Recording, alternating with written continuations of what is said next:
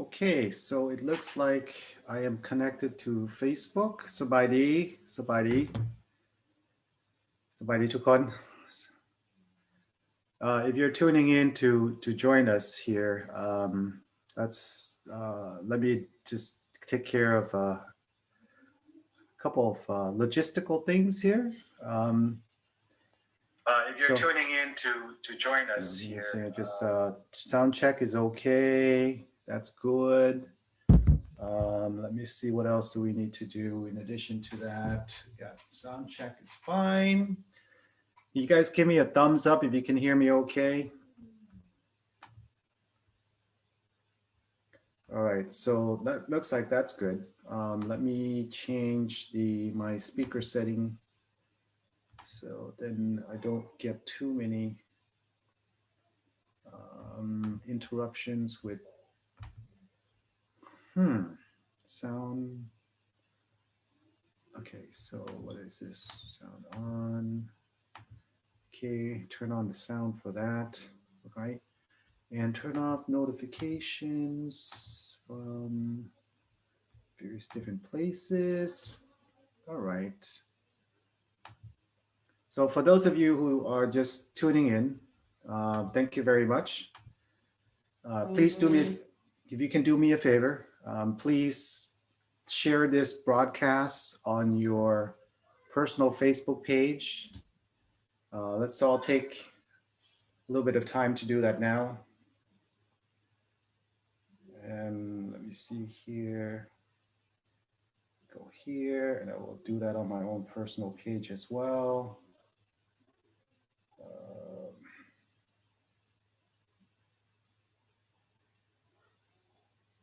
There you go. Got that on my personal page. Alrighty, hello. Looks like we got Tony is in. Sabadi. General G, man. How are you doing, brother? How are you doing? Got quite a bit of people coming in now. Sabadi. Vivian is here as well too. Tommy is on here. Great to see everyone.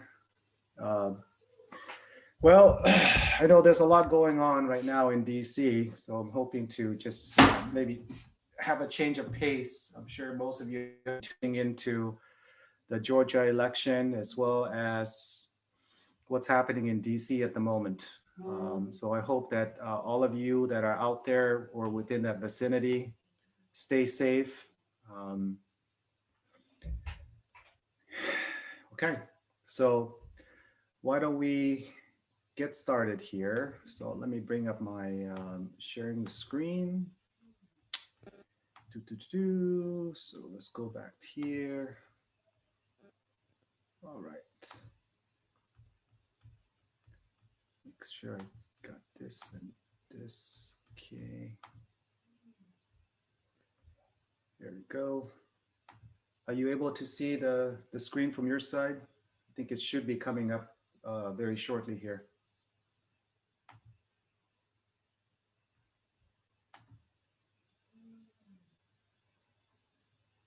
Okay, so there might be a little bit of a delay from what I'm broadcasting versus what's coming on Facebook. I'll try to monitor the comments, and if our viewing audience has comments or have questions that I need to address, I'm going to try my very best to look through your comments and try to address questions that you may have.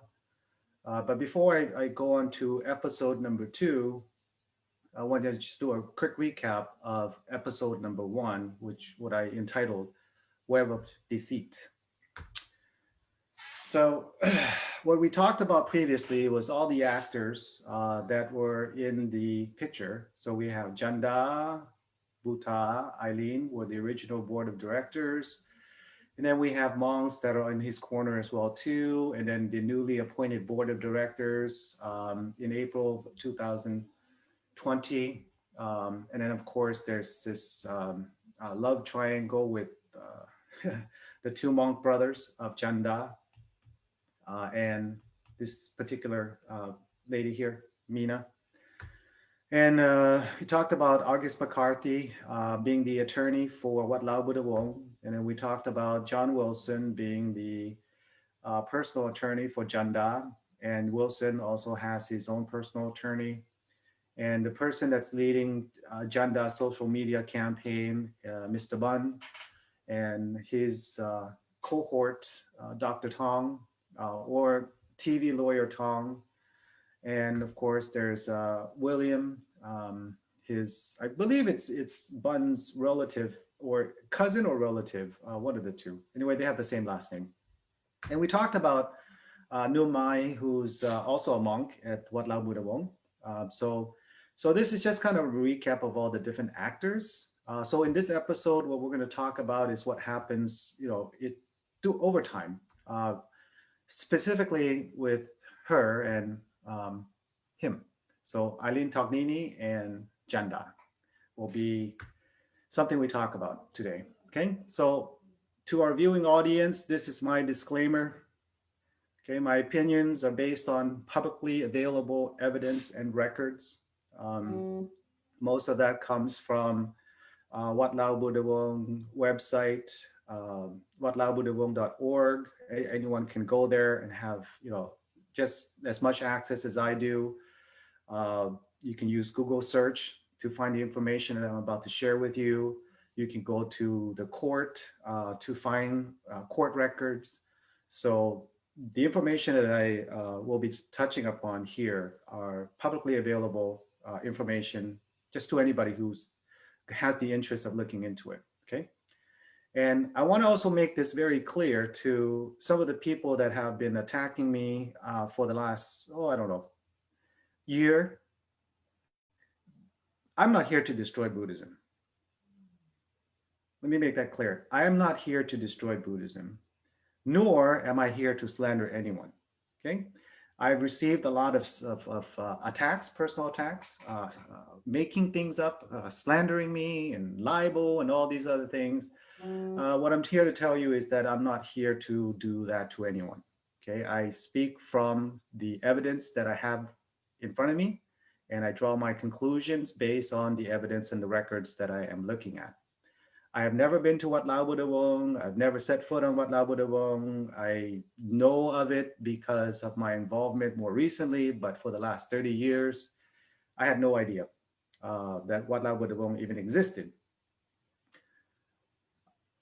And the current board of directors, you're welcome to come and discuss the topics in this broadcast or the previous broadcast, just as I extended the invitation to Eileen and the legal counsels, Eileen, McCarthy, and John Wilson. If I misstate anything, you are more than welcome to correct the record.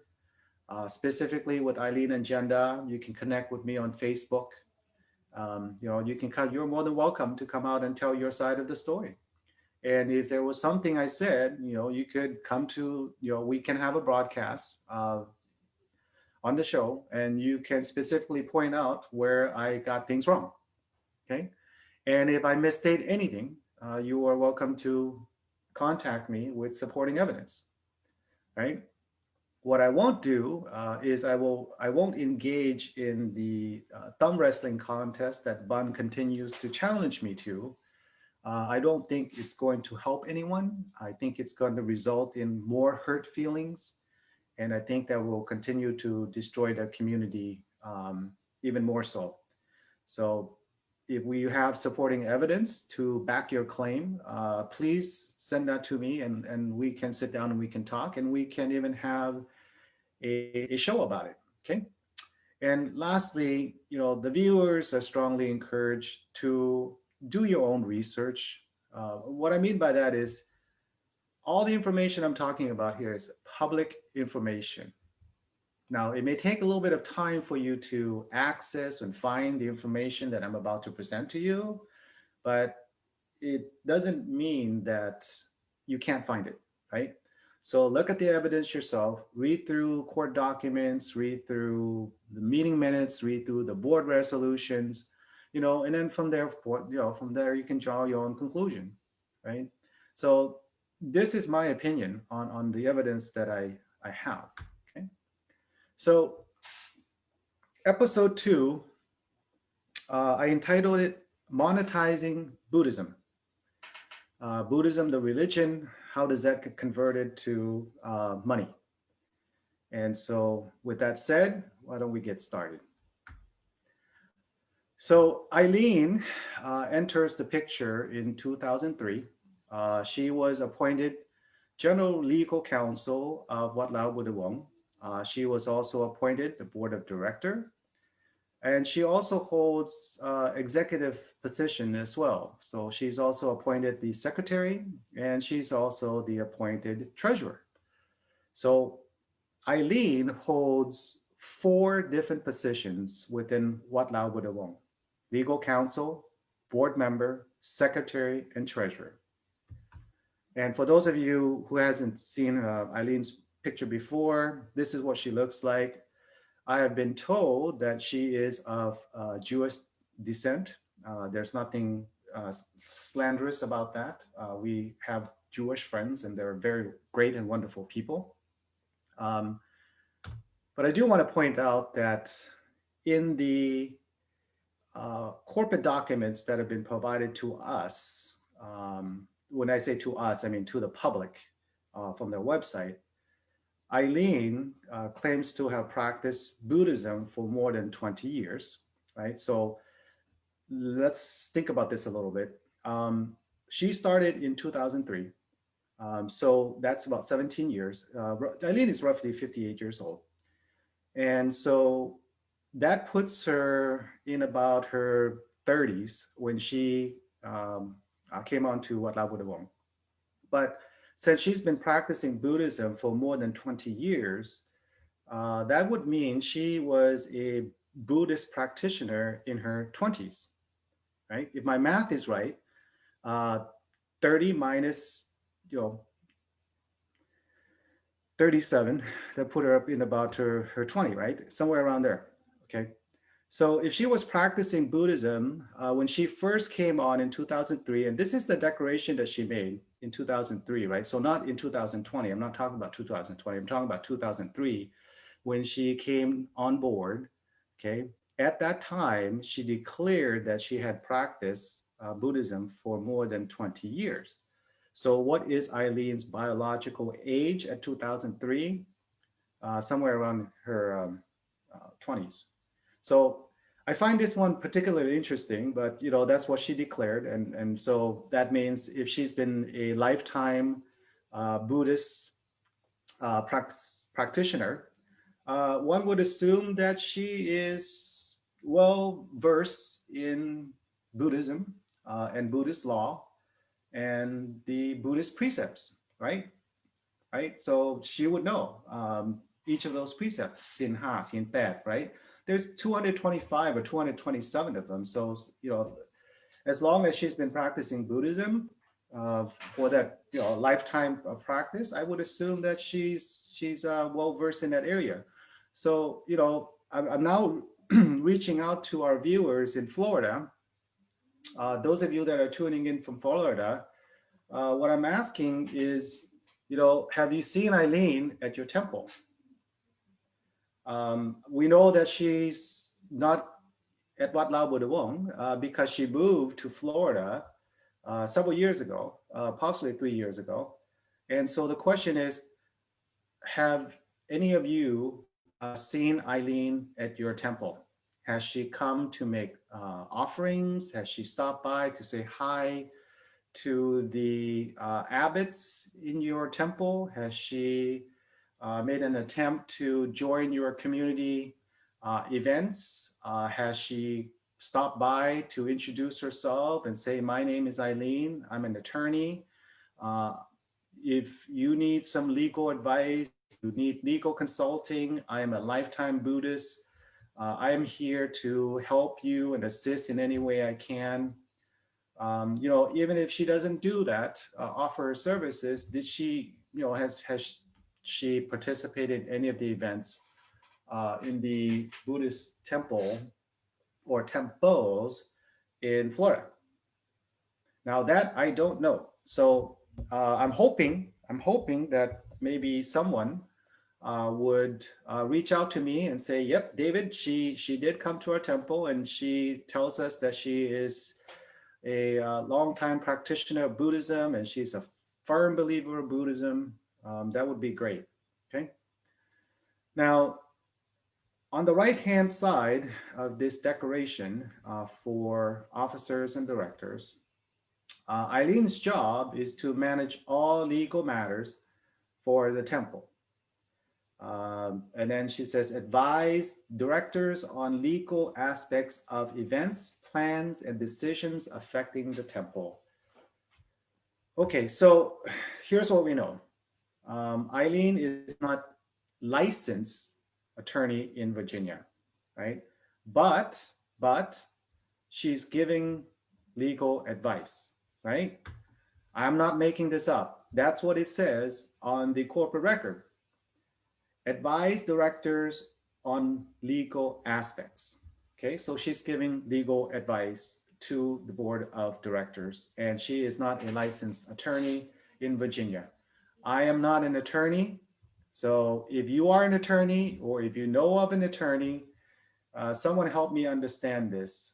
Did Eileen cross the line, or is she within her rights to make this declaration? That I don't know.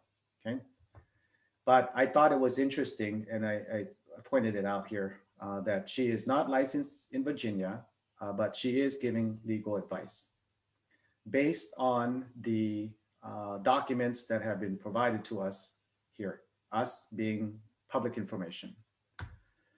Alrighty, so I was curious to kind of see how this would all start, right? Let's say someone who's far removed from the Virginia community. I mean, obviously, your first introduction to Wat Lao Buddhavong would be possibly through the website. Okay, so this on the right-hand side here is the website of Wat Lao Buddhavong, and you can go. I have the URL right here on top. You can go in there and visit that yourself. And then on the left-hand side is a screenshot of Wat Lao Buddhavong archive. Okay, so this is back from 2003. I want to point out some differences here.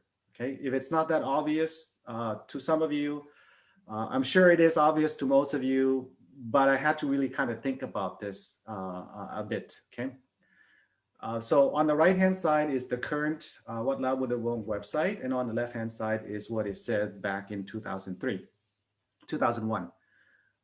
You notice the arrow here. This is the greeting for people that are coming to Wat Lao Buddhavong website.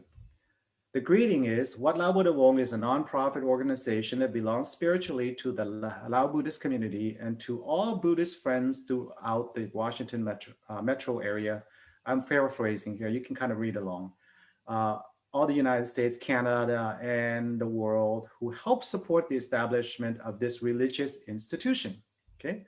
It is a place where the Lao Buddhist community and other Buddhist friends gather to express their religion and culture.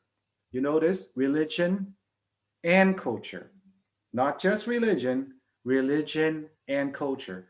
Now, to many of us who have, kind of grew up in the Lao culture, Buddhism and the Lao culture, it's tightly intertwined, right? So there's a lot of cultural ceremonies that aren't necessarily Buddhist practices. And there are certain Buddhist rituals that aren't necessarily adopted by all Lao culture, okay? But there's an overlap between Buddhism, the Buddhist religion, and Lao culture. There's more in common between the two than they're not, right? And so I find that very interesting here because the reflection of the statement is exactly how I would want to be welcomed to the iconic temple here, the picture you see on the left, right? So that's the temple, picture of the temple, and this is probably inside the sala. And then you have this statement about people gathering to express their religion and culture, okay? Wat Lao Buddhavong is open to all who wish to learn, experience, and practice Lao expression of Buddhism and culture. There it is again, Buddhism and culture. Compare that to the right-hand side. Now, this is, with Eileen as the treasurer for many years, right? What you see is what I would expect to see when I'm looking at a travel agency website, okay? A lot of graphics, a lot of illustrations, right? And the very first thing they ask for, donation, okay? And it's secured, folks. The donation is secured, okay? Please donate is the first thing that you see. Not what you see here from the left, from 2001, and this is 2020, right? So I find that interesting. I find that very, very interesting to be able to, the technology is available to all of us, right? But to have a landing page and monetizing the religion right off the bat, I'm not so sure Eileen has been practicing Buddhism as long as she claims to have had. So, Eileen, if I'm wrong, you can give me a call and tell me that I'm wrong, okay? But yeah, the website is radically different from what it used to be. The focus back then was on, Buddhism and culture and Lao expression. And here, the landing page says, please donate. So when you go to their events, right, one of the things you see from the website is that they have a raffle ticket for the Diamond Buddha raffle ticket, $20 per ticket, okay? And these are the people that you can reach out to. Leila, and her full name is Payalian. We talked about her previously. She is a board of director. Okay, and Nina, you saw the picture of Nina between the two monks that I had shown before. And so Nina is part of this fundraising committee as well. And a few other people, looks like this is Sankian, that's his number. Anyhow, they are raffling out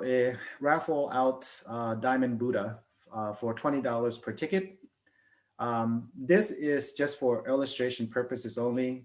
The Jet Set Monk, as all of us have heard and seen the news, he swindled, I don't know, $30 million from people, and then he flee to the United States. And of course, this is one of the pictures that he splashed all over the internet, right, of him living this luxurious lifestyle. And anyway, long story short is he would be very, very proud of the board of directors that put this together. Now, when I was looking at the Wat Lao Buddhavong website back in March of 2020, I was kind of curious to know where they keep the financial records and corporate records. And so on the left-hand side, this is all I saw. Okay, and this is from March 2020. I took a screenshot of it and I kept it all this time. And so when you look at the financial records, when you click on it, what you see is this page that I'm showing you, which is a partial screenshot, right? So when I click on it, I'm expecting to see financial statements, but instead of seeing the financial statements, what I have instead is just this disclaimer. Wat Lao Buddhavong is committed to complete transparency about all of its operations in the United States and in India. Okay, well, yeah, okay, that's a statement, but where is the document, right? Where are the financial records? And it says, here below are the financial records from 2015 to 2018. So this is the only document that's available in March when they made this declaration. Why? We don't see the financial records from 2015 to 2018. All we see is this disclaimer, and that's all you can have access to, okay? So this is the only documents that's available on the website, on their website, and instead of a financial record, they have this disclaimer that pops up when you click on it. And of course, in the contact list, where it says, there are many ways to join and support our mission. Contact us to find more about volunteer opportunities, fundraising events, and ways that you can get our message to your friends and family. Well, that's nice and great, but when you say join, what exactly did you mean, right? Because the community has helped over the last 20 years. They have donated their time, they have donated their energy, they have donated money, but when they're asked to be part of the board, they're not allowed to join the board of directors or have access to financial records. So when you say join, is that what you mean? Right? We will take your donations, but we really don't want your opinion. We really don't want what you have to say, because that's what it sounds like to me. And that's just me forming my own personal opinion based on what I've seen in the corporate documents. Now, keep in mind that in 2009, they did form an advisory board consisting of community members. And the community members came together and did their due diligence. They looked deep into Wat Lao Buddhavong operations, and they came up with a list of things that could be improved.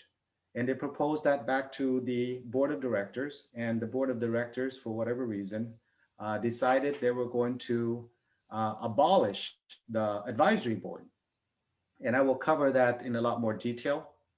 There's a lot to cover in that area in the next broadcast or the broadcast after. But what I'm trying to impress upon you here is the invitation to join us, right, is the invitation to do our bidding, but not necessarily take control or have any influence in terms of the direction of Wat Lao Buddhavong. As long as you come in hand with this here, I guess that's what they meant by joining us. All right. So one of the things that you'll find very quickly on their website, okay, is that there's a statement being made here, okay. In 2019, 2020, when the lawsuit was filed, there's never been a lawsuit filed from Wat Lao Buddhavong against the community members since its inception. Yes, there have been disagreements. Yes, there have been internal fights. Yes, there have been, all the things that you would expect to find when people have a strong opinion about things. There may be hurt feelings. People may not talk to each other for months, years even, right? But there's never been a lawsuit, okay? There's never been a lawsuit filed against the community members.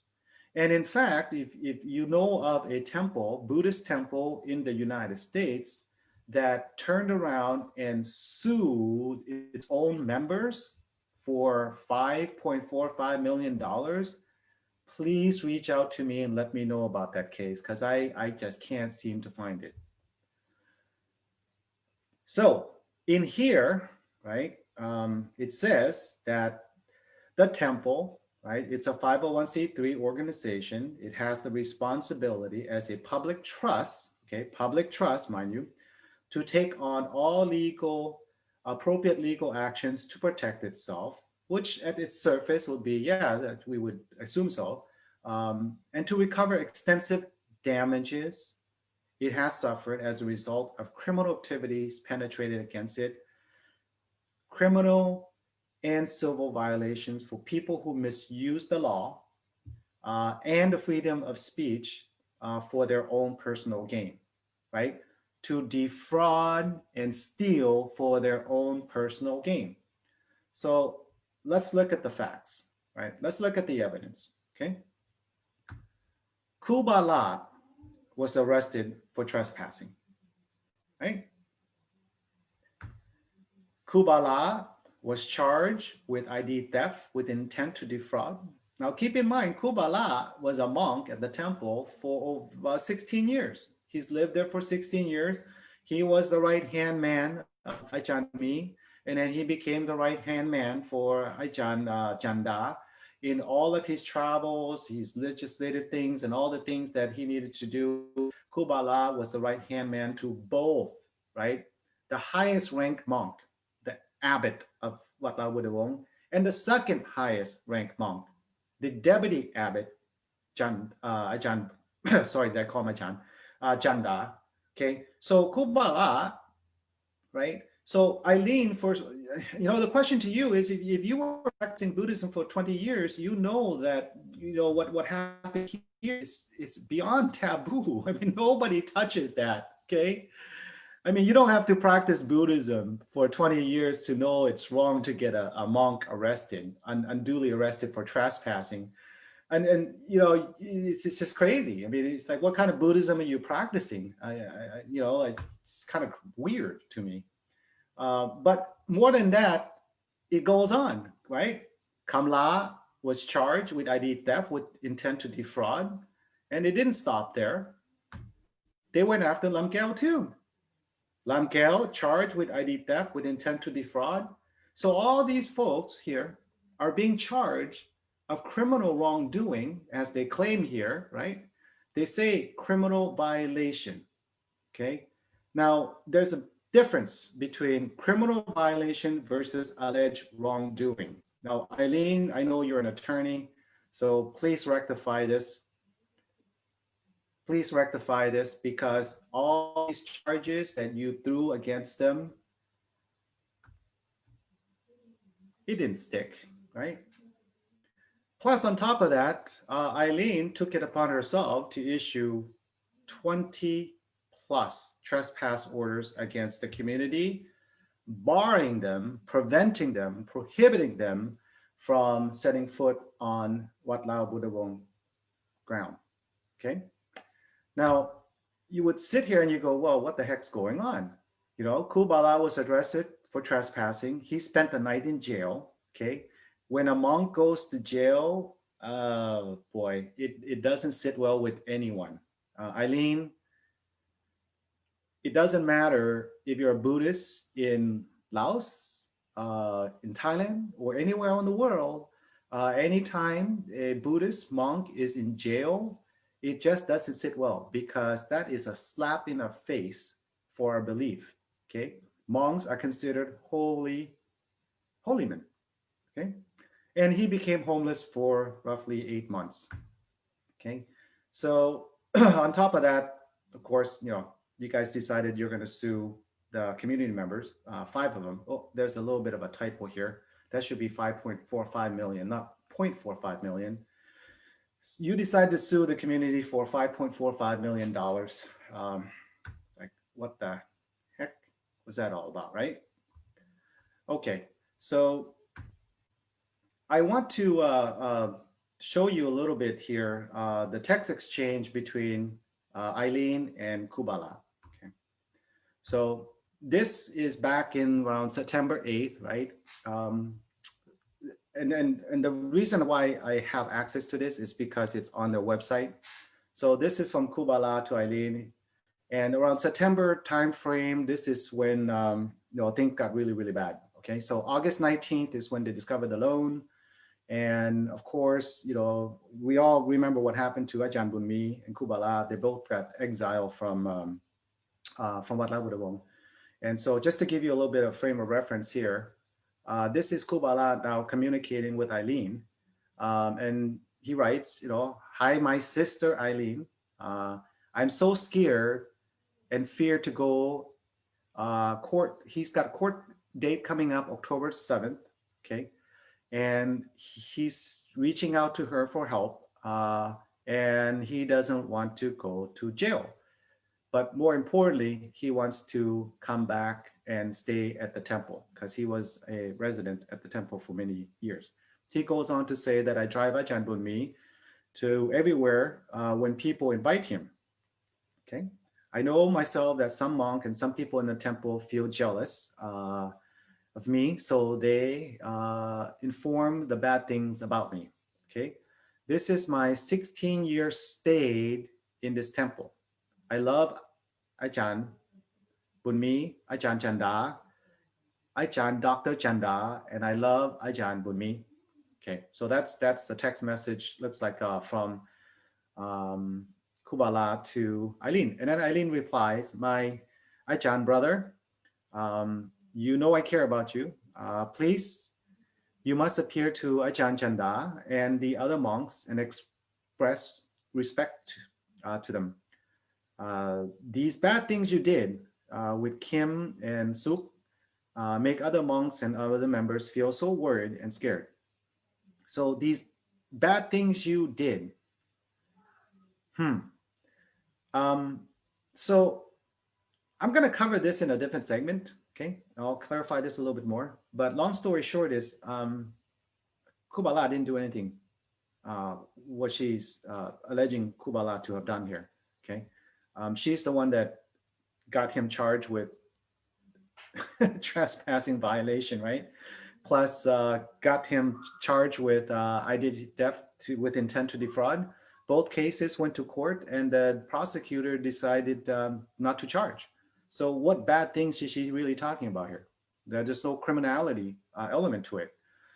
And then she says, you must bring yourself to face the judge, Janda, and the monks. I always support you. The monks will vote on Tuesday. So I'm not sure what kind of voting that is. Um, and then he goes on to reply back to her, the important thing, I want to complete my project, blah, blah, blah, blah. And then from Eileen back to so on and so forth. Most of you can probably read this yourself. So I'm going to just go ahead and skip over to the next page of their text. Okay. And this is from September 9th. So there's been a number of communications here on the 8th of September and then on the 9th of September. And this is a message from Kubala back to Eileen. Good afternoon, my sister Eileen. Would you please allow me to come and participate in the meeting at the temple? He's making reference to the Tuesday meeting where the monks will vote. I tried to call and ask to see Ajahn Chanda to show my respect and innocent. Many times he didn't answer my answer today. I asked Anta. Anta is the brother of Chanda. To tell me I want to see him, and he said Chanda is so busy he will not let me. He will let me know when he's available.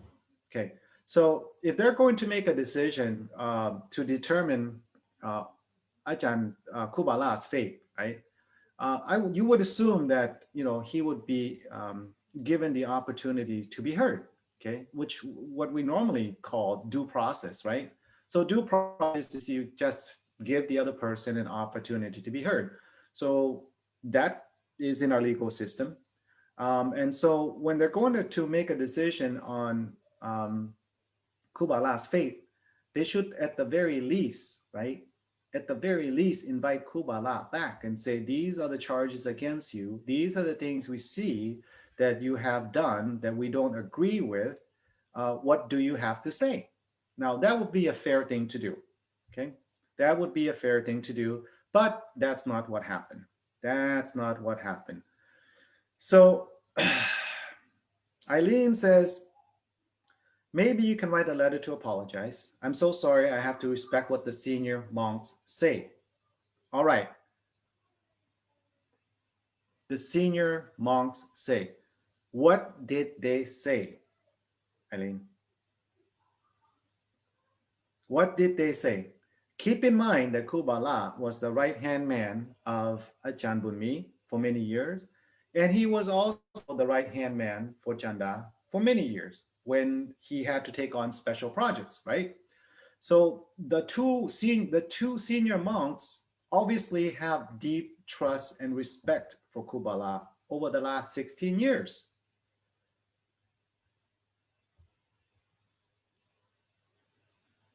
I'm waiting. Eileen, give me something here. Anyway, moving on. My sister Eileen, I promised my heart I will write again. I wrote in Lao version and gave him 4 days ago. And I don't know how to write in English. I will try to write in both Lao and English tonight. Do you have any advice? The response is, nope, just hoping for the best for you. Okay. And then it goes on to the 2 days later after the 9th. Looks like Kubala is responding back now on September 11th. He says, hello, hi, my sister Eileen. Yesterday I went to close the bank account already. And this bank account was open because Ajahn Bunmi didn't have his social security with him. So that's what he's making reference to. So Ajahn Bunmi turned to Kubala and said, can you go ahead and open up the bank account under your social security? And then when I have my social security, we can switch it all back, right? So they were already at the bank, and that's what Ajahn Bunmi asked for him to do. And so he did.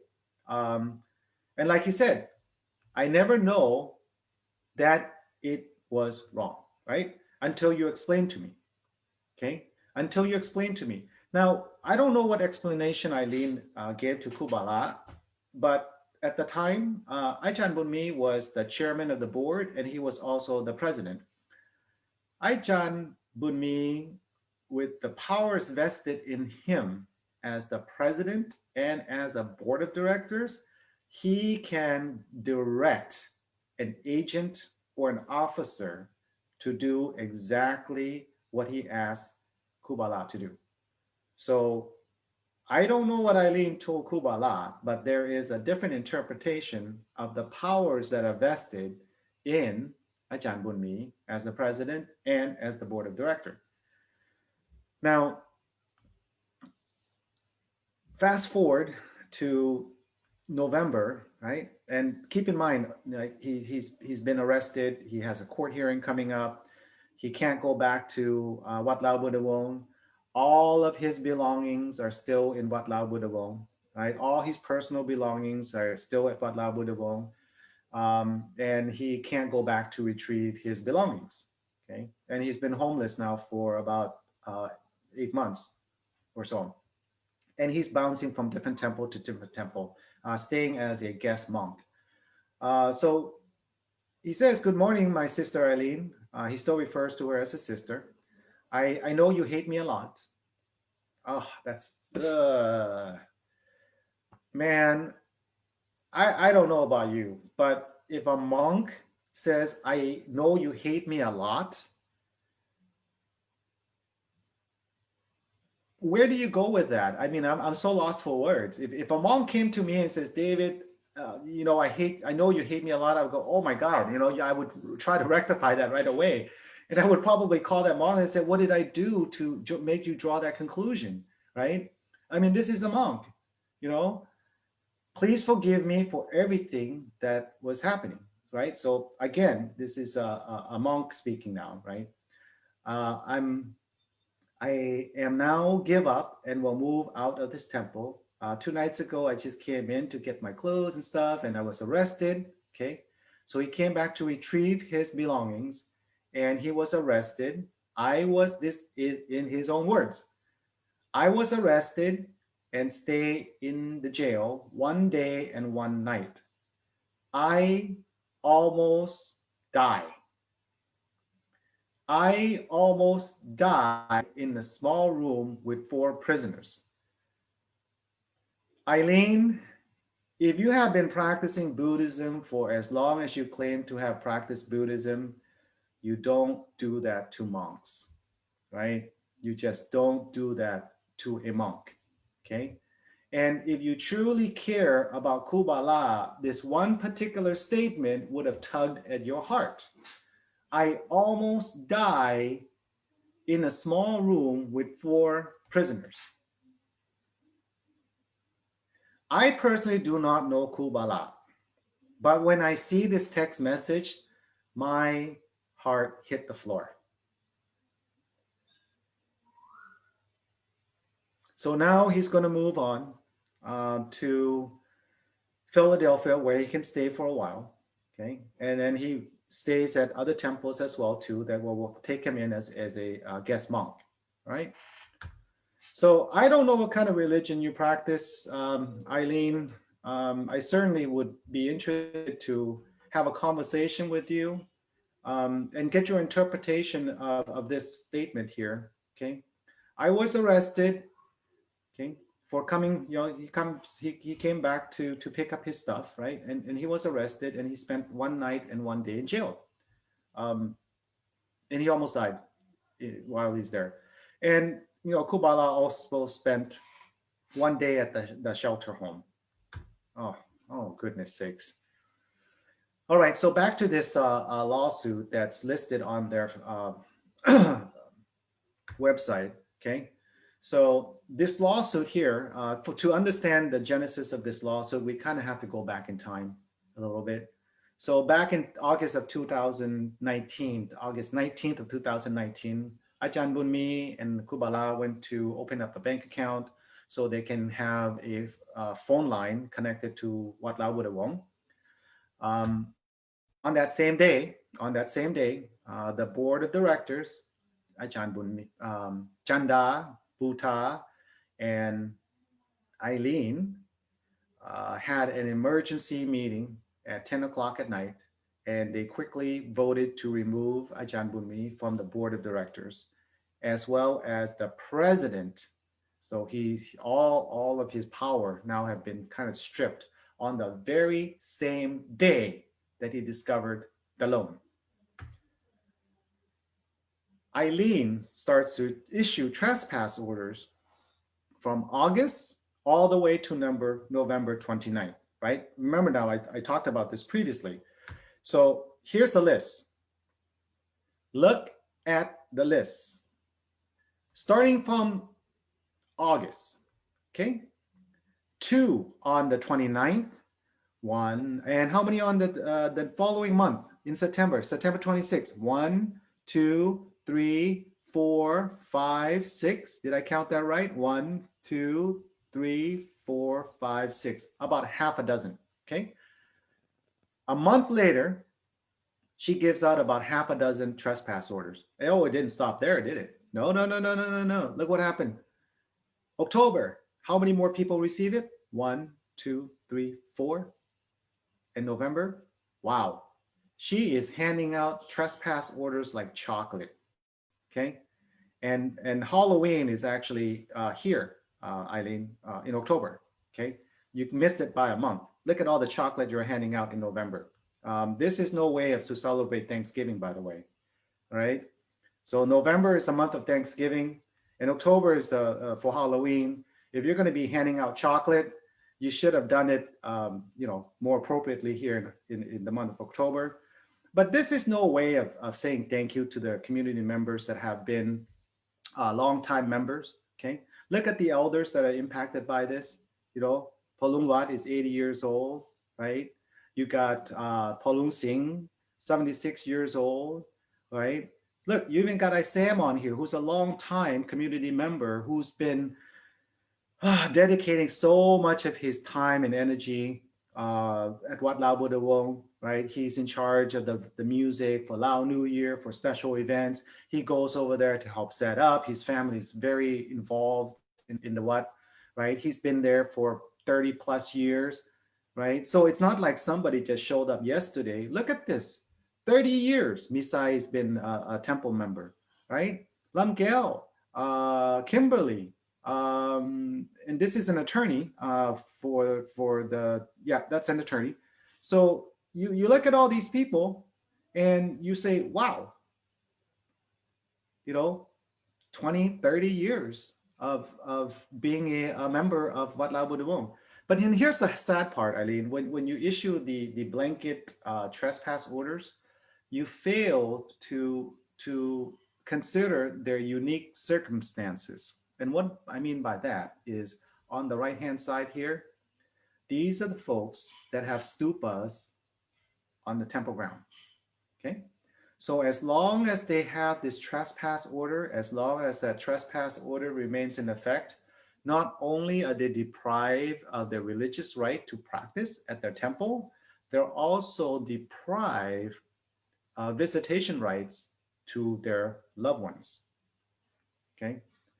I don't know what kind of Buddhism you practice, Eileen, but this is not the kind of Buddhism that I know. So what happens after that? Well, as you would expect, the temple communities began to react to the trespass orders that have been issued. And many of them stopped going to the temple to make donations, right? And so what did they do instead? Well, they said, well, we're going to start to sue you guys. We're going to sue 7 people that we think are responsible for the loss in donation revenue. Okay. Here's what I don't fully understand, and maybe Eileen, you can help me understand this, or McCarthy, you can help me kind of rationalize this a little bit. My understanding of donations is that donations are voluntary, right? So if you are suing people because they're no longer donating, aren't you really suing them for future donations that hasn't happened? And it's on a volunteer basis? That's what I don't understand. And you see where I'm coming from here, why the community can get really, really upset about this? Why you would sue their own community for donations that they don't want to give to you because they have lost trust and confidence in your ability. For the fact that in the last 16 to 17 years that there hasn't been a board of election, there hasn't been transparency, no financial records, no corporate records. Everything is done like in the dark, right? So that's the reason, the reason why I asked this question to the legal heads now, okay? To the legal heads. Eileen is an attorney, McCarthy, you're an attorney, Wilson, you're an attorney. Let me ask you this question. If your legal theory holds true, that you can sue the members if they stop making the donation, are you setting a precedence that if I stop making donations to my local temple here, that I could potentially get sued as well? So if I don't make donations to my local temples, that I could get sued? All right, yeah, that's a really, really weird one, right? So people stop coming to the temple because of your egregious behavior, issuing trespass order, telling them don't come to the temple. And I think I covered this before. When you tell one individual of our community that you're no longer welcome to our temple, like let's take a look here. Here's one, Ajok, right? Ajok's family has been around for many, many years. Okay, he's also a very active community member at Wat Lao Buddhavong. He's done a lot of volunteering there as well. The moment you tell him that he's no longer welcome, I bet you his wife isn't going to go. I'll bet you his brother's not going to go. I'll bet you brother's family's not going to go. I'll bet you the cousin's not going to go. Third cousin, fourth cousin, fifth cousin, grandma, grandpa. I mean, the whole entire tree line, the family tree, are going to feel very, very insulted and unwanted and unwelcome. And if they don't physically show up to the temple, how are you going to expect them to donate to you? Oh, I forgot. Go to the website and push the donate securely to the website. Ha! That's just laughable. Okay, so here's the nice thing about what happened, right? The community outcry for transparency. When the Wat Lao Buddhavong scandal hit, it was covered by the Washington Post. The community became very concerned about what was happening, and the community outcry for transparency led to changes within the board of directors. They finally, for the very first time, made records public to the public, okay? So all the corporate records that I was talking about previously, it comes from their website, right? Now, remember before, none of this was there. So now today, when you go look at it after March of 2020, you see that they have documents for corporate records, financial records, the lawsuits information, meeting minutes, board meeting minutes, board resolutions, and a whole slew of other things, just like the text message I was, communication between Eileen and Kubala. Okay, so that it was a big, big victory for the community. And here's the thing. Why did it take this long for you guys to have made those documents that was already in your possession available to the public? Please don't tell me it took that long for you to upload the documents to your website.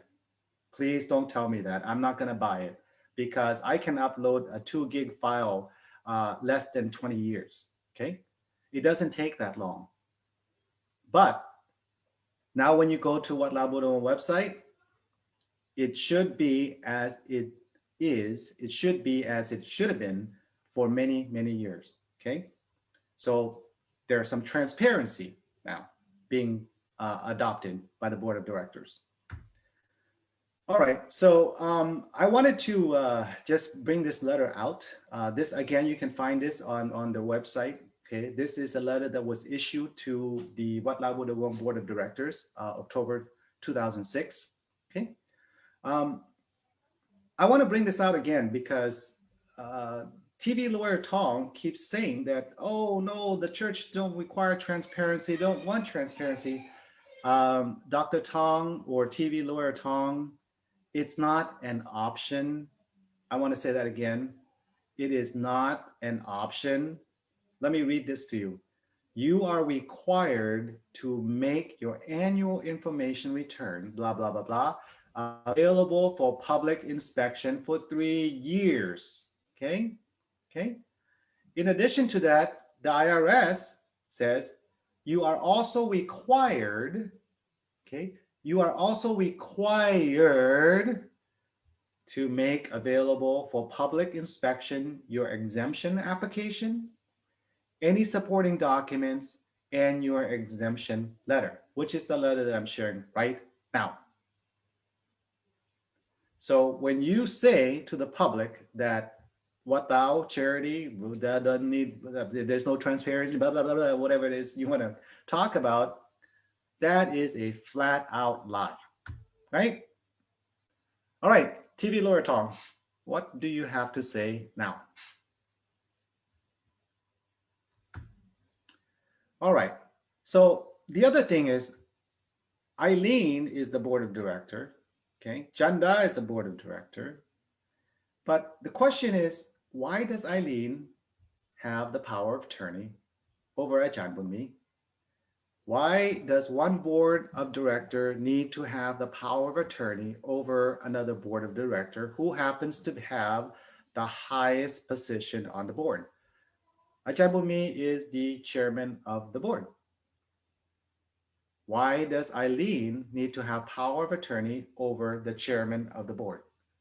Now, if it's for medical reasons, of course, we could understand that. But if you look at the actual power of attorney, and by the way, this is also available on the website. So the question becomes, well, yeah, let's look at the details of it, right? So what's going on here? So to accept legal services, okay, yeah, that's typical, that's understandable. That would be nice, right?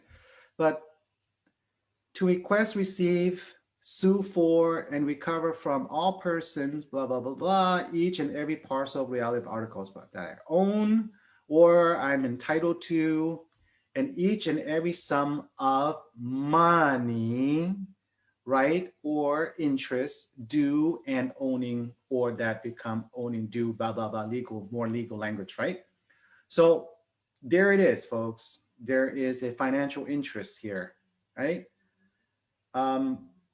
You would say that, oh, David, you're just being nitpicky. Well, okay, fine. Let's take a look. Okay. To buy and sell stocks. Okay. That is a financial transaction. Okay. To enter any safety deposit box. Okay. There again, another financial transaction, right? Or the ability to have to enact a financial transaction. Okay. to borrow what? To borrow against or obtain cash surrender of my cash value of my life insurance. Okay, Eileen, this one you're gonna have to kind of help me out with here. Why do you need to access Ajahn Bunmi's life insurance? Because you know that if you take the cash surrender value from his life insurance, that the death payment would be reduced by the amount that you have taken. So why do you need to have authority to do that? And why do you need the authority to transfer the ownership of his policy or the primary beneficiaries? Oh, this one is scary. Holy cow. So at some point in the future, or at any point in time, I would take this power of attorney, would give Eileen the power to change the beneficiaries of Ajahn Bunmi's policy, life insurance policy. Wow. Wow, wow, wow. Okay. Holy cow. That is scary. That is scary. Okay. And then it goes on, right? And you look at this and goes, okay, well, some of the things in there might be a good thing for Ajahn Bumi, but then there's a lot of things that seem to be leaning towards her Eileen's ability to have transact financial transactions, right? To enact financial transactions. So it's not just Eileen, right? So here it would be to Eileen. And then in the off chance that Eileen is incapacitated, well, guess what? Who's in second in command? Chanda. First Eileen, then Chanda. Okay. What be every time I look at this, it just my stomach starts to churn. I'm so fearful for Ajahn Bunmi's life. I'm sorry to have to say that out loud. That's just my personal opinion, right? Nobody should have this kind of authority over someone that is able to make a decision on his own, pick and choose what prayers he wants to enact, do blessings, meet and greet with the communities. You see pictures and pictures of Ajahn Bunmi in Thailand. He's well, he's practicing Buddhism, and thousands of people flock to him, okay? So why does Eileen need this power over another board member? That I don't understand, okay? Is it for money? It's kind of smells like it, right? Because here it says, I intend that my agent be aware of the following responsibilities, okay? But in the paragraph above, it says, I intend that my agent be reimbursed for all expenses incurred on my behalf. What? I thought Eileen was volunteering to be the legal counsel of Wat Lao Buddhavong. And then she strikes another deal with, looks like Ajahn Bunmi, where she could be reimbursed for expenses that she's incurred. That really smells of conflict of interest.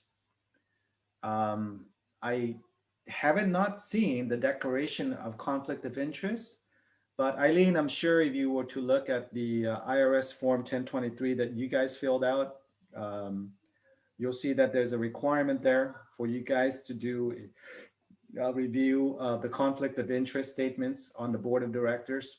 So if you guys have already done that and you make that declaration and the board of directors fully accept it, now keep in mind that you are the legal counsel for the entity Wat Lao Buddhavong, okay? You are the legal counsel to the entity Wat Lao Buddhavong as appointed by the board. This looks like it's a personal matter. This looks like it's a personal matter. Crazy. Yeah, I agree. I'm speechless too. This is nuts, right? Okay, so let's take a look at some of Eileen's affiliated businesses in Virginia.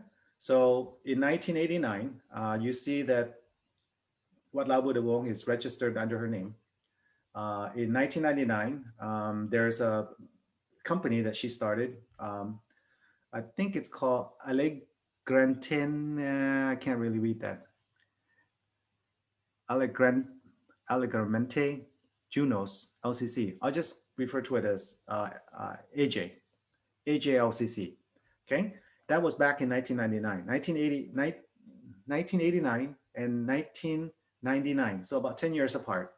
So back in 1989, she is the registered agent of, the corporations when the filing date started was back in 1989. So this confirms that back in 1989, Wat Lao Buddhavong was registered with the SEC, right? And then she also has another business that she started in 1999. And another business that she spun up in 2008, okay? And more businesses in 2009, two in 2009, Presidia Consulting, which is a legal consulting firm. In 2011, 2012, she has this MB Stables LCC. 2015, 2013, she had Polo, looks like Middleburg Polo Company. And then 2015, Destiny Polo Company, and so on and so forth. And it looks like there's more, looks like there's a lot more businesses that Eileen has spun up, right? So from 1999, 2009, you know, when we saw this was, you know, the activities really started to pick up in 2009, right? So, you know, this is 2008, right? There's not much there, only one company. But look what happened in 2009, right? You got two, and then all of a sudden these other subsequent businesses start to pop up, okay? And here's the interesting part. When you know, any of you can do this research yourself, you just go to Bizapedia and you can search based on this address, okay? So this 22923 Carter's Farm Lane, that is Eileen's farm that she's owned. And this is all the registered address for the businesses. That's where she receives all the mail for all of these companies, okay? What's really interesting here is the report from this website says, we know about 13 companies registered at this address. These are some of the names, right? And it lists MB Stables, Valley Finance, right? This address is number 3 on the list of city addresses by the number of businesses registered here. It is this is a residential address. So let me read that again. This residential address ranked number 3, right, in the city for the number of businesses registered there. A residential address. It's crazy. Okay, so I don't know what's going on. So obviously Eileen is quite busy, very, very busy. Okay, well, it's just her farm alone has 13 businesses registered to there, right? And you say, what? Okay, so that speaks for itself. All right, and these are the other businesses that she has registered in Florida. Okay. So you're looking at EK's Law, which is her current firm that she practices law in right now. Blip IQ, don't know what the heck that is. Vice Enterprise, what the heck is that? Helping Healing Hearts, okay, sounds like a good cause. Dot Eking, okay, PR Studio, so on and so forth. Okay, a lot of it having to do with horses, right? So this one having to do with horses, this one as well, and looks like this might be related to horses as well too. So she has 1, 2, 3 companies in Florida servicing the horsing industry or polo industry, however you want to call it. But this one is of particular interest. Vice Enterprises. right? So I had to look it up. Like, why would someone call a company vice? Because the definition of vice, immoral or wicked behavior. Okay, so an immoral or wicked enterprise. I don't fully understand why she would call it that, right? So who is she advertising to? Yeah, I'm kind of scratching my head on that one too. All right, so these are the business transactions or real estate transactions that are publicly available to everyone else as well too. In 2008, she sold the farmhouse for $1.28 million. And then in 2019, May of 2019, you remember this company name I mentioned earlier? Well, guess what? It appeared again here in this transaction where they sold the property for $449,000. Okay, and that was done on, I think the article covered it on May 6, 2019. Okay, and then okay, she also has some property in Florida. Looks like this property was purchased on the, looks like it was purchased in December of 2017 for $349,000. And then around November, she filed a quick claim. So now keep in mind, all the activities that were happening in November, right? When we saw the list of trespass orders, right? November was the heaviest month, right? That people got issued trespass orders, okay? And at the same time, Eileen is transacting real estate properties in the same year. So I'm not sure what's going on here. Eileen, you could, let us know. Again, I'm showing you what is publicly available to everyone to see, but it doesn't answer the question in terms of what led from here to here, right? So they actually used this company that she has had for many years to buy this property. So she's holding it under an LLC. And then in November of 2019, she filed a quick claim for it. Okay. So I think previously we had said that Eileen was, she filed bankruptcy, right, in 2011. So here's a document that, people can look up themselves. You can do a search. The link is right here. So you can just go in there and search for it under her name. And it will show that she did, in fact, file for bankruptcy in July 6th of 2011. So the question becomes, for someone who filed for bankruptcy in 2011, fast forward to 2019, how is it that she was able to transact real estate property valued over $2 million? Well, I don't know the answer, but Eileen, good for you. Okay, so if you look at the website, so the founding monks of Wat Lao Buddhavong, you have Ajahn Bunmi, right, the abbot, and then you have Janda.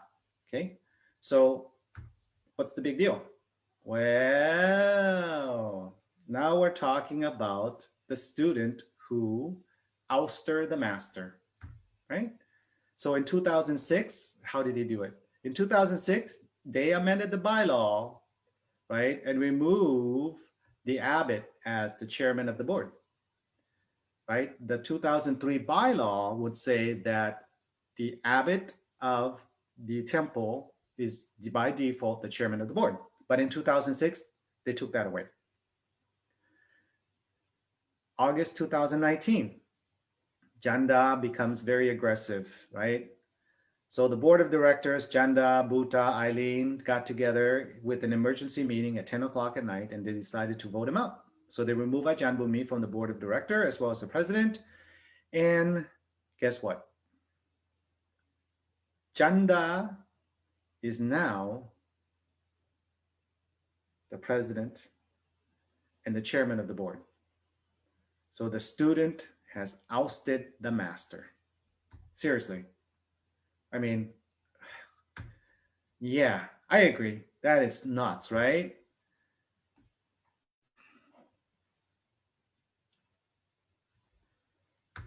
Okay, so This is also a graph that is displayed on Wat Lao Buddhavong website. Okay, you'll notice here that What India is significantly wealthier than Wat Lao Buddhavong, right? And the source that I am showing you here, this is available on their website. $3.5 million. Okay, right? And the donations came from international as well as domestic, okay? So if all these donations were coming in amounting to $3.5 million,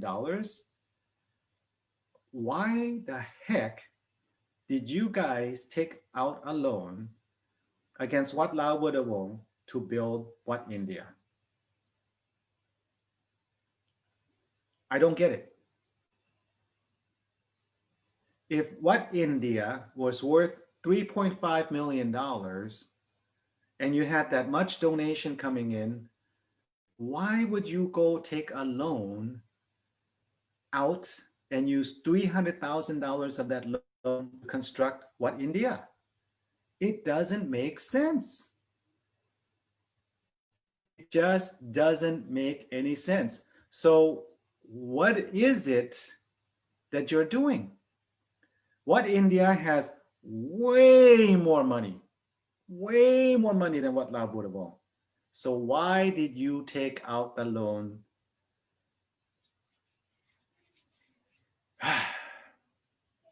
It just doesn't make any sense. Because if you look at the board resolution back in 2012, you all came together and you said, oh, we need to, raise money to construct What India.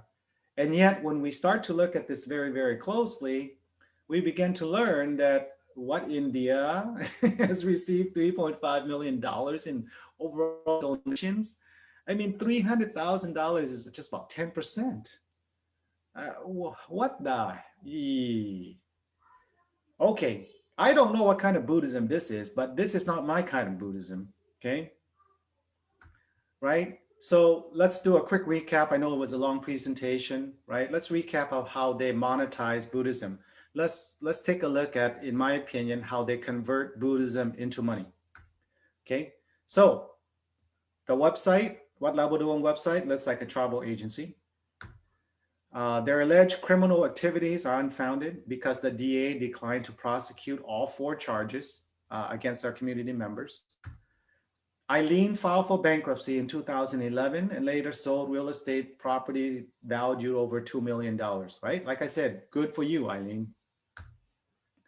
Eileen has 13 plus businesses, affiliated businesses in Virginia, and she has many more businesses in Florida. I don't know what that's all about. They use Wat Lao Buddhavong property, right, as collateral to finance What India. So there's an exchange, there's a huge exchange of money, big chunks of money, right? $330,000 being sent to What India, and for what? Who gets it? Who receives it? What happened to the money? Is it in What India bank account in India? Is it, where is it, right? As I showed you earlier, What India is, based on your claim now, based on your claim, it's worth $3.5 million, right, in donations. So Ajahn Bunmi and Kubala were quickly removed from Wat Lao Buddhavong upon them learning about the outstanding loan. And then they stole power from Ajahn Bunmi. And then they also stole power from the community and concentrated that power unto themselves, right? And I'm going to cover this a little bit more because that's require a separate broadcast for some people that have, kind of catching up to the show, our English speaking audience that are kind of catching up to the show. This may not make a lot of sense right now. Stole power from the community and concentrate power unto themselves. I will cover this in a lot more detail, okay? So that's how they did, right? I know it stinks, right? And transparency and accountability is pretty much non-existent until recently, right? Until the community outcry and they finally, the census kicked in, right? So that's my gosh, that's kind of like a blueprint, isn't it? I hope the people who are watching out there, all the monks and other people like that, don't follow this blueprint. I know that it's very alarming, but yeah, please refrain from doing that. Our Buddhism is not for sale. Our version of Buddhism is not for sale. Maybe Eileen's version of Buddhism and Janda's version of Buddhism is very much different from our version of Buddhism, but this is not our version of Buddhism. So Eileen, as a longtime practitioner of Buddhism, you're welcome to come and explain to the Buddhists around the world what your version of Buddhism is, right? So who do they worship? Is it Buddha? Or is it this other bald guy, right? Everybody knows Ben. So who do they worship? Yeah, that's what I thought. That's what I thought. So that's the recap of, that's a summary of today's presentation. But I also want to take an opportunity to address something that TV lawyer Tong came out recently. So recently, TV lawyer Tong came out and talked about Kuba Som's case, who passed away in 2011. He came out and he says that, oh, guys, listen. I know what happened to the money. I know what happened to money. There's a plausible explanation that he was giving out to everyone. He says, the wrongful death settlement suit was $625,000. It goes to pay for lawyer fees, medical costs, funeral costs, 4 months of ambulance ride and life support machine costs. And then of course, there's compensation for other passengers, right? So these are possible causes. I don't dispute that. It's a possibility, but TV lawyer Tong, here's my statement to you. We are more likely to believe you if you can show us proof of these expenses. So show us lawyer fee, show us a medical cost, show us the funeral cost, right? Keep in mind, when you talk about funeral costs, Kuba Som passed away in 2011. The lawsuit settlement was in 2015. So 4 years later. So what funeral costs are you talking about? Because as we know, when a monk passes away, the community come together. They make a donation in food, in their time. There's a lot of money that's being poured in to support that, okay? And so this idea that it went to pay for funeral costs, that happened in 2011, and the settlement amount came in 2015, I am a little bit confused about how that really works. So TV lawyer Tong, please come back and explain to us. And this 4 months of ambulance ride, I don't know what the heck you mean by that, because Kuba Som was lifted to the hospital, helicopter lifted to the hospital, and he shortly passed away, okay? So if he was in an ambulance, riding around in an ambulance for 4 months, that is not a good thing.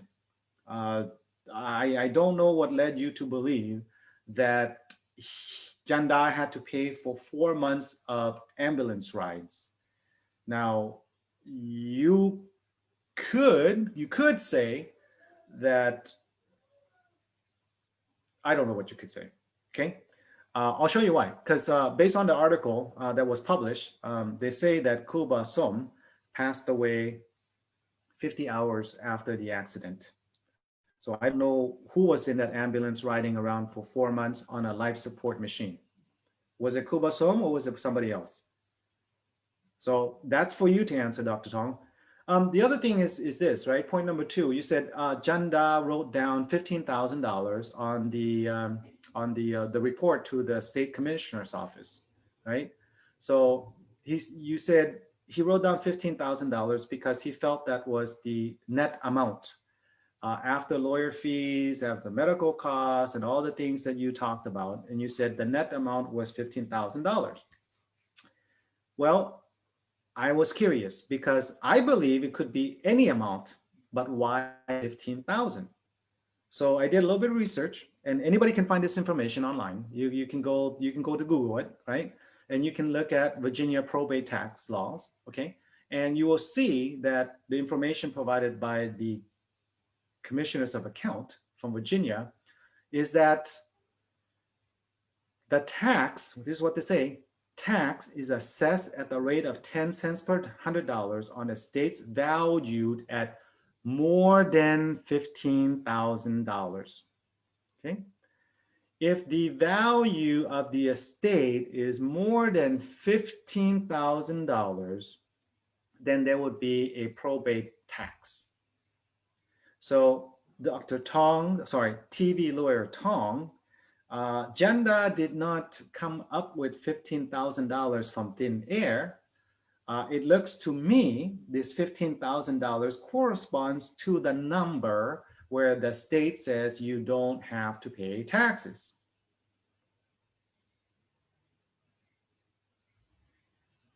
All right, well, I hope that settles that $15,000 number, okay? And when you say that, oh, you know what, he wrote down $15,000 and then the state came and say, oh, no, don't write $15,000, write $392,000. You made it sound like it was a clerical error. Like the state was right there next to Janda, and when he was filing out the form, and that, oh, no, this $15,000 is wrong. No, write 392. That's not what happened, okay? And TV lawyer Tong, as you know, as a TV lawyer, you do have access to this information that I'm showing you here. You can go to the county court system and you can pull up this information, and what you'll find is that's not what happened. The state didn't tap him on the shoulder and say, oh, no, you wrote down the wrong number. They took Janda to court. They sued Janda. Here is the case number, CL12WF0020-00. Okay, so TV lawyer Tong, I mean, seriously, does this look like the state said, oh no, just write 392,000 instead of 15? Absolutely not. They had to take legal action against Janda for underreporting the estate amount. Okay. The state of commissioners, the commissioner of account, had to sue on behalf, right? And look at the defendants right here, right? Isn't that Janda's last name? Isn't that his first name? Okay. And who's the attorney? Gary Pearson. That's the attorney from Virginia for the state. So this thing that you had about, oh yeah, the state said, oh no, don't write $15,000 down like it was an innocent mistake. It's not an innocent mistake, okay? Because the $15,000, that number has a meaning, right? It has a certain benefit, and that benefit is they don't pay taxes. They don't pay probate taxes on $15,000 or less, right? It has to be more than $15,000, okay? Okay, well, I'm not gonna beat the horse to death, Dr. Tong. I believe now you can respond back to me. When you say the nonprofit doesn't need or require transparency, I just showed you a letter from the IRS that says they do. When you say that, oh, it was just mildly put, a clerical error, that's why they put $15,000 and the state tapped them on the shoulder to fix it. That's not the case at all. They took him to court, okay? Anyway, this is another point of reference here. So let me just go ahead and pull this up for our viewing audience. Some of you may have already read this. Some of you may not have. What I want to show you is the article. Hold on a second here. I may have to change this up around a little bit. Okay, change this. And I'll have to go back and share my screen so you can see here. Okay, So you should be able to see this now. Okay. This is a reporting back in 2014, right? So feel free to look for this on Google and follow through and just read on your own. There again, they talk about the settlement of 625,000, and they talk about the individual that was driver of the vehicle. They talk about him not licensed, right? And he's also drunk at the time the accident happened. Okay, and here's the thing, Mr. Tong. Okay, so here I'll make it a little bigger so you can see it. Okay, how does it come to be that Kuba Som, who died 50 hours after the accident, was riding around in an ambulance for 4 months?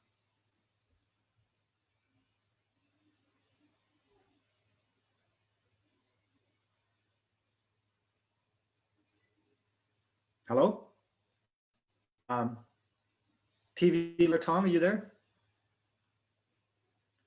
You said the possible cause of costs, right?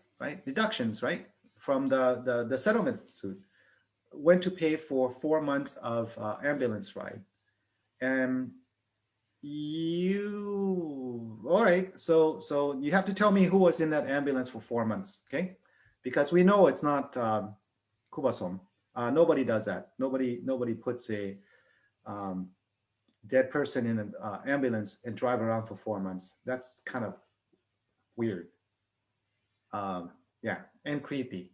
Kind of creepy. More creepy than weird. Okay, creepy, weird. Right. So what I also want to show is that within this link, this is really, really important. Okay, because Mr. Tong, TV lawyer Tong, you had mentioned that the settlement amount was to be divided amongst other people. Okay. Here's the thing. As an attorney, you know this, so I don't know why you would tell the public information that's very different from the court filing. You see where the plaintiff is? See, I'll bring it a little bit bigger. Okay. You see the plaintiff here? The plaintiff is the party that is suing the driver as well as the insurance company. Okay. So in this here, it says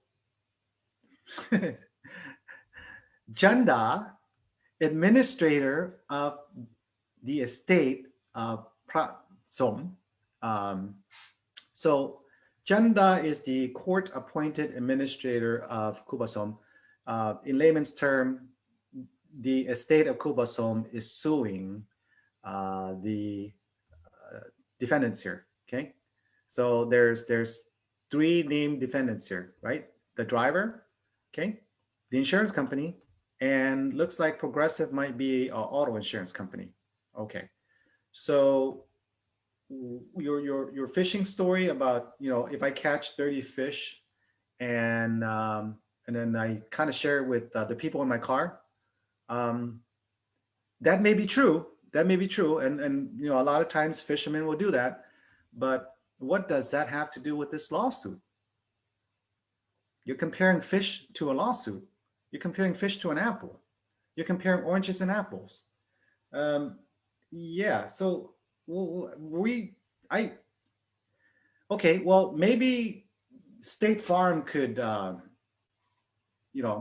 take that money that they receive from you and share with everybody else. I'm sure they would be happy to do that. So again, I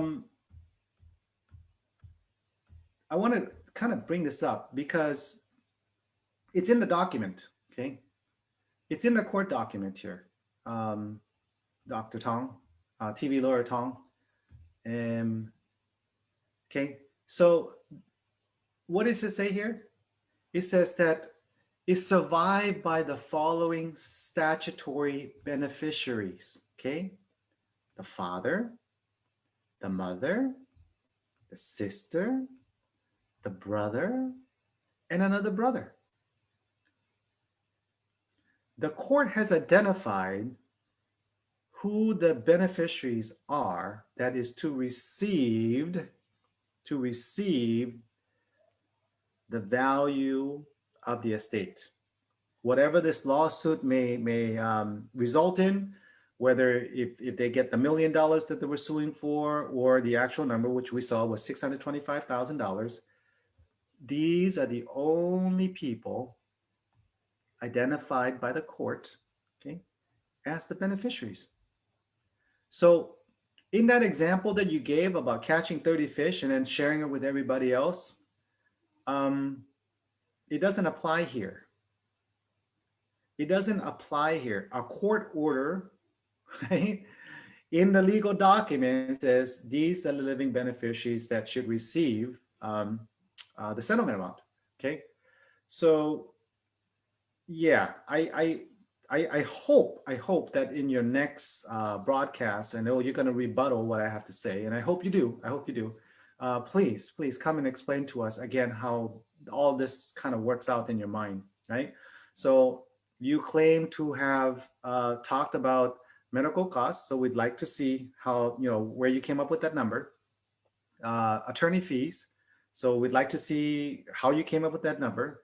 4 months of ambulance ride, I hope you will strike that, right? Kuba Som passed away 50 hours after the accident. There's really no reason for them to be driving around for 4 months in an ambulance. And the fact that none of the people that you talked about, Chanda, Ajahn Bunmi, Ajahn Edward, right? They're not identified in this lawsuit. Okay? So maybe if you have a different legal document to show us, I'm more likely to believe you. Now, I'm not saying that there isn't medical costs involved. I'm not saying there isn't legal costs involved. We would like to see some evidence to support your conclusion. I think it's a fair and reasonable thing to ask, right? If you're going to make a claim that $15,000 was the net amount, and what Chanda did was right, you presume what he did was right, you need to go talk to him. Go talk to Chanda, right? And you as an attorney, as a TV lawyer, you also know that anytime you deal with probate, there's paperwork that you have to submit to the state to reconcile, right, the amount of money received and any liabilities that you have to clear before the net proceeds are given to the surviving beneficiaries. So if you say out of the $392,000, there are a tremendous amount of expenses and the resulting amount is only $15,000, well, I think you need to call Chanda. I certainly think you need to call Chanda. All right, so this was quite a bit of a long broadcast and my throat is getting dry. So let me take a look at some of the comments here. If there's any questions that are asked that I should answer. Yeah, creepy weird, right? Can you imagine an ambulance driving around for 4 months with a dead body in the back? Oh my goodness. Let's see, what else? What do we have here? Okay, looks like Tong is still in the dark. Yeah, I agree. That's right, Kimberly. He is in the dark, and of course he would come and I'm not sure exactly who he was referring to when he says ass wipe. I assume that after today's broadcast, he's probably referring to me, but that's okay. Let's see, what other comments do we have here? They've worshipped Mr. Franklin. General G man, that's oh boy, it looks that way, doesn't it? Okay, if they claim that, why not pay off the loan? Yeah, Kimberly, that's a very good question, right? So if what India is worth $3.5 million, why haven't they paid off the loans? Well, that's a really, really good question. That is a really, really good question. And let's see, who are the new treasurers now of Wat Lao Buddhavong? Sam Kian, yeah, I think he's the treasurer. Who's the other treasurer? So I think that's a question appropriate for Sankian. Sankian, if you're listening, watching this show, the question is, if Wat India is worth $3.5 million, why haven't you guys, you know, used the money to pay off the loan at Wat Lao Buddhavong, right? Why can't the money flow be bi-directional? If you can take money from Wat Lao Buddhavong and bring it over to Wat India, now Wat India is worth $3.5 million. Why can't you bring that money back to Wat Lao Buddhavong and pay off the loan, pay off the liability, right? Because Wat Lao Buddhavong is the one that has the financial liability.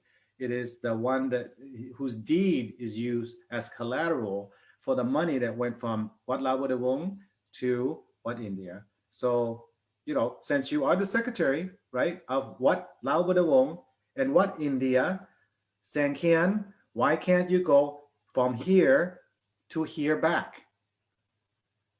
What's stopping you? It's worth $3.5 million. Okay? You can easily pay off the loan, the $570,000. So very good question, Kimberly. Very, very good question. Okay, let's see. What else do we have here? There's a comment about international embezzlement against the law. Yeah, I just don't know enough about that. I'm only talking about what I'm able to access. And what's publicly available. The viewing audience can certainly draw their own conclusion. There's a comment here about possible money laundering. Again, I don't know. I don't know. But it does kind of raise suspicion, right? From the standpoint of, why would a single residential address have 13 businesses associated to it? And that I don't know. I guess Eileen is a very good corporate attorney. Yeah, that's one for possibly for us to look into another time. But I just don't have the experience or the expertise to be able to draw that conclusion one way or the other. I just continue to ask questions. Eileen, why do you have so many businesses? You filed for bankruptcy in 2011, and then all these businesses came about, and then years later you sold properties that are worth in excess of $2 million. No, I don't know. I don't know. Okay, let's see here. Let's just take a couple more minutes here to do some other questions that people may have. So I have to scroll back quite a bit because I've been on air for almost, what is it? An hour, two and a half hours? Holy cow. Woo-wee. Okay. Yep, I see quite a bit of comments here related to the similar or same thing. There was one comment here about money, money, money, and more money. Yeah. Okay. Oh, this is another one here from I think it's Kimberly, because of her claim that he has dementia. Okay, Kimberly, I think you're making reference to the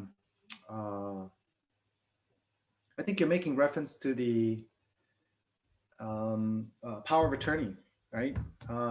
Okay, so let me take a look here. I might be able to find it where it has a timestamp on that signature. I know that this was something that was agreed upon and had been in place for a long time, but the community members didn't know about it. Nobody knew about it. It only became available recently, and so that is, that's a good question, right? If it was in fact something that took place back in 2013, that becomes even more alarming, isn't it? That Eileen would have a power of attorney over Ajahn Bunmi for that long period of time. Wow, that is, oh boy, that raises a whole lot of other questions. Let's see when this was signed. Oh, okay, so I found it. So Kimberly, if you go to their website and you go to look through the archive that they have, what you'll find is that the power of attorney that I was showing the viewing audience, it has a date signature of February of 2005. Okay. It has the signature date of 2005. It was notarized. Yep, it was notarized and signed. Witness and the following signature sealed this day, February 9th of 2005. Oh, wow. This is even, oh boy, this is worse than I thought. So Eileen has had power of attorney over Ajahn Bunmi since 2005.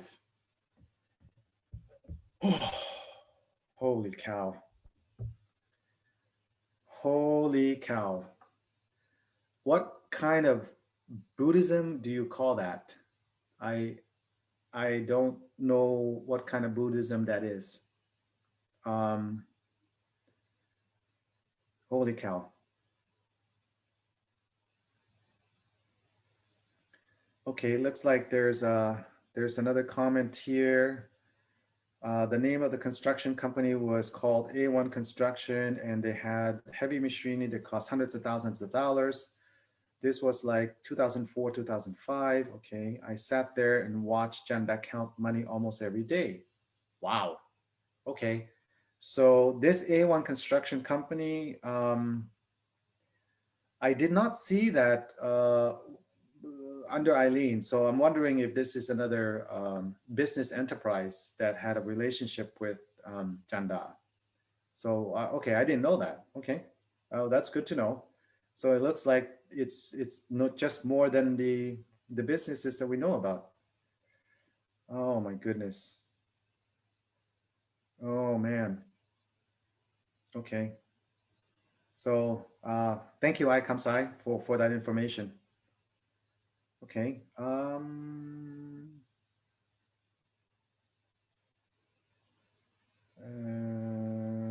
It's okay. I Sam just talked to a friend who now lives in Oklahoma that claimed that Janda gave him about $4,000 at the Springfield, Virginia temple to touch and hug him. What? Oh no, what the heck? Oh my goodness. Uh, Kimberly, seriously? Oh my goodness. Wow. Ugh. Nah. Holy cow. Okay. Well, I think a lot of the comments here are coming together, and again, this is more madness, more craziness. Oh man. Oh, I'm gonna excuse myself from the broadcast. I don't feel so well after having read that. Uh, all right, stay tuned. We'll have another broadcast. I appreciate you hanging with me. I know this is a very long broadcast. There was a lot of things to cover. And so I hope you enjoy it. And again, if you need sources to what I presented earlier, it's all public information. Go to Google, search, you can find it. You can go to Wat Lao Buddhavong website. You can find the documents that I showed you there. You can go to Wat Lao Buddhavong website to look at the landing page that I was showing you earlier. Of course, the auction for the what you're not going to find. What you're not going to find those little icons and pictures that I put in there for illustrative purposes, and you're not going to find that in the website, but you can find that with a Google search. Okay. So again, there's nothing that's private and confidential in what I've shown you. This is all available to the public.